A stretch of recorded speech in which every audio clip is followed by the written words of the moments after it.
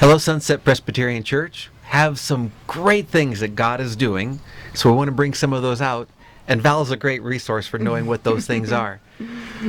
It's been going crazy. God has been doing some amazing things all around the northern part of Uganda. We started reaching out to a church in Nakiloro, that's up by Moroto, and it's pretty far out there. And those folks, once they heard about Jesus and started being baptized, how many people were baptized? More than 70. More than 70. They decided, well, the folks up on the hill, they're serving witch doctors and those kinds of things, so they wanted us to teach them how to reach out to the people up in Kakingol. So we climbed up the mountain and went to go visit those people. We were actually practicing evangelism with our new church leaders there. They wanted to learn how to share Christ with people. And so we went up there practicing. And while we were there, a bunch of young men got saved. And so we thought, okay, God, you're doing something here. So we invited them down the mountain to come and pray with us. And they said, well, we'd really rather have a church here up on the mountain rather than walk all the way down. Can you be coming up and share Christ with us here? And so we thought, okay, we'll start a second church. And so that's how the second one got started. And that's about the time that Sunset came. And they were there in Nakiloro with us and Kakingol and seeing some of the miracles that were going on there, like the 3-year-old little girl. Maybe some of you remember that story. One of the times after you guys left, we headed down the mountain and an old man, they call him a muse, greeted us at the bottom of the mountain going, stop, stop, stop. So we stopped the vehicle and he said, please, I've been praying for years for someone to come to my village, there in Naput, to share the gospel and to teach people about the Bible. Can you come to my village, please? He begged us.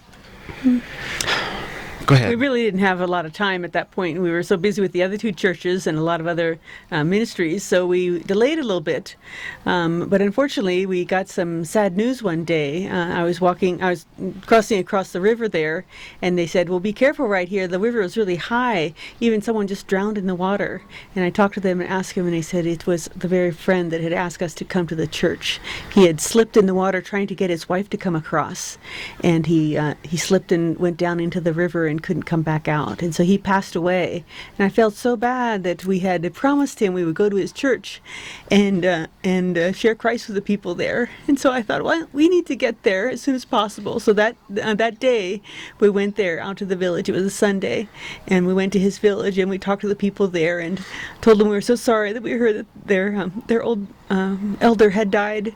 And they said, yes, he's always wanted to have a church here with us. And they thanked us for coming for prayers. And so we prayed for that family. And then they said, well, why, when you're leaving now, we don't want you to go. We want you to keep coming back here and pray together with us, just like the old man had wanted you to do.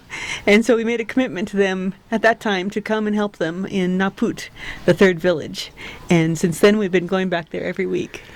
And they were so excited about it, they said, and by the way, we've already picked out 10 acres for the new church and the new school and maybe a clinic and all these great things because we heard you were coming. And I'm like, wow. Mm-hmm.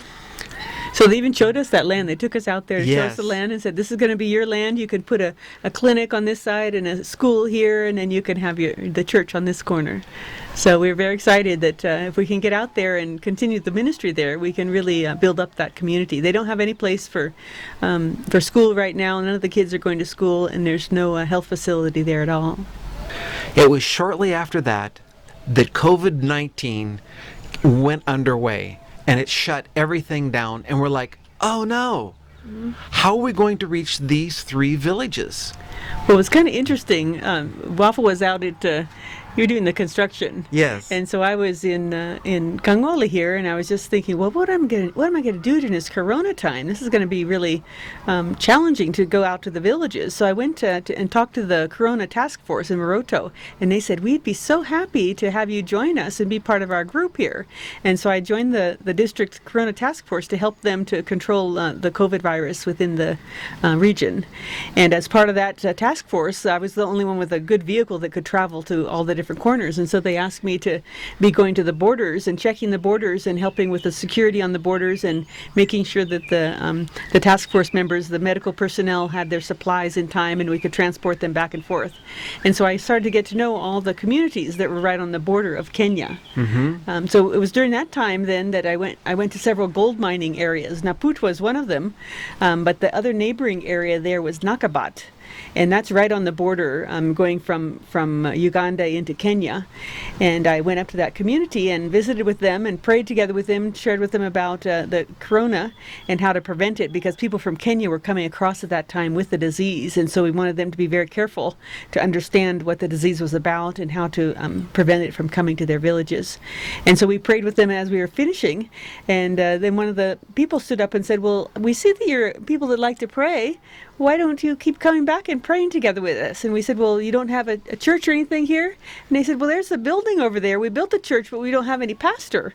We're waiting for the pastor to come. They had already moved things ahead of us. They thought that God would bring them a pastor, so they built the building first. And so I said, well, okay, we can start coming back as long as we can follow the corona rules, and we can see what we can do. And so then we started going to Nakabat then and praying with them on Sunday. So that was our fourth church. So that was a neat opportunity to share there in the village and to see what God would do with all these different people. And then the next thing happened. There was some stirrings up about some political stuff and some other things, and we ended up having raiders going crazy all of a sudden, and they decided to take over the whole Nakabat village. Well, you're talking 200 people plus there in Nakabat. And all of a sudden, the raiders are shooting over everybody's head, and they're killing people. And so everybody had to flee in the middle of the night, and they're all taking off. It actually was on a day that I was trying to go over there to help with some animal treatments. Right on the border between Kenya and Uganda, there's a lot of cattle that they keep there. And so I was trying to do some peace building between the Karamojong and the Turkana by treating the animals in between and getting to know them. Well, I'd set the date to go there, so I was traveling early morning, around 7 o'clock in the morning. And as I was traveling, the army started shouting at me as I was going through the barrier. I said, wait, don't go there. There's a lot of problems. They've been raiding in that area. And I said, well, what happened? They said there had been some conflict the day before and a lot of gunfire, and many people had been chased from the area, and people were hiding in the bush, and the warriors were still there in the bush shooting, and some people had died.